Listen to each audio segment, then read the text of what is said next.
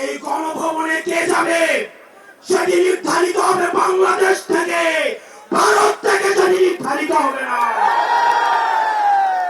আমরা স্পষ্ট করে বলতে চাই, এই সংসদে কে যাবে, বাংলাদেশে কিভাবে রাতের ভোট, কিভাবে দিনের ভোট, রাতে চালু করার সংস্কৃতি চালু হয়েছে, ডাবল ইলেকশন চালু করা হয়েছে।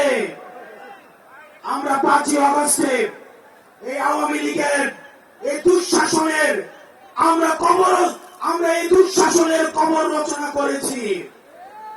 আমরা বলতে চাই, এই গণভবনে কে যাবে সেটি নির্ধারিত হবে বাংলাদেশ থেকে, ভারত থেকে সেটি নির্ধারিত হবে না। আমরা স্পষ্ট করে বলতে চাই, এই সংসদে কে যাবে।